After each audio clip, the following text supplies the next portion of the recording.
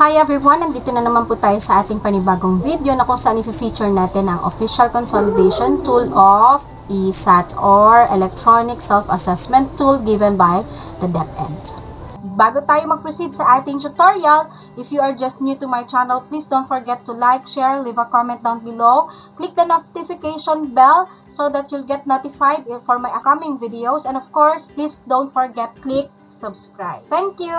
So, dito na tayo sa step D. Bakit? Kasi nga, natapik na natin dun sa prior video natin yung part A, B, and C, which is about the answering of the ESAT files. Right? So, now, dito naman tayo sa on how are we going to generate the summary results of the ESAT data. You have to open the file or download the file. You just click the link provided on the description box. And then, double-click the folder and open the folder appropriate to the grade level of the ESAT files that you will consolidate. Okay? And then, paste all the ESAT files in that appropriate folder. So, maliwanag naman dito sa ating diagram. So, kung elementary ka, dito ka sa elementary. If you're in the junior high school, sa junior high school mo ilagay.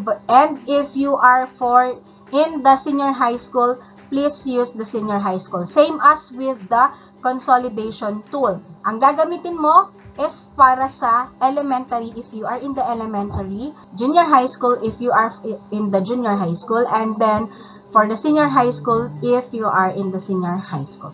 Note, for school level, a copy of the individual ESAT files of teachers. For division level, copy the school consolidated ESAT files. Okay, so second step, open the consolidation file appropriate to the grade level or for the level of the files that you will consolidate. Yan, so double-click lang natin. And again, number 3, don't forget to click Enable Editing and Enable Content. Note that the process of enabling macros may differ in different versions of MS Excel. So number 4, accomplish the information fields. Yan. So you have to enter the needed information by either typing it in the empty cells, whites, or by clicking the drop-down arrow and selecting the information applicable to you. So once na-fill in mo na sila, click Consolidate. Okay? Once you click the Consolidate, may lalabas na dialog box. You have to click yes, and then you have to click OK. Right? No, there is another note. For the ICT personnel, department head, or school head, select school in the consolidation level drop-down option. And for SGOD HRDS, division personnel, select division in the consolidation level drop-down option. Step 5.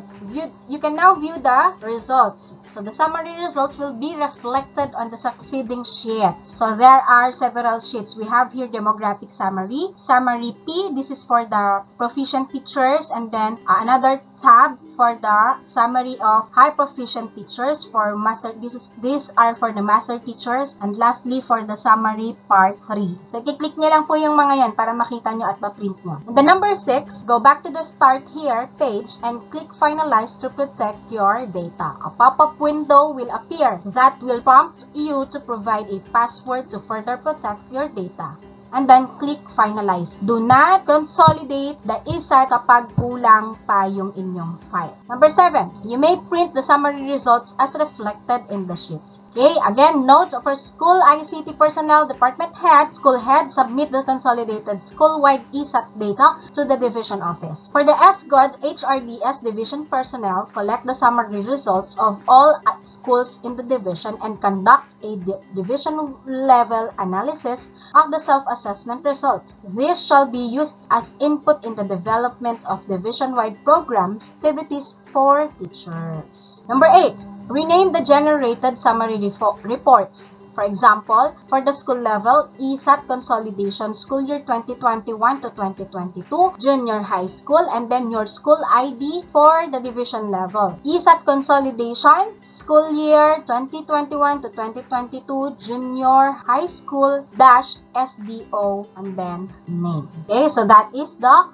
pattern. Okay, so that's it. You're all set. Pwede na pong isend sa division office yung ating consolidation. Ayan. So, again, thank you for watching this video. Please don't forget to like, share, comment, click the notification bell so that you'll be notified for my upcoming videos. And of course, please don't forget to subscribe. Thank you and God bless.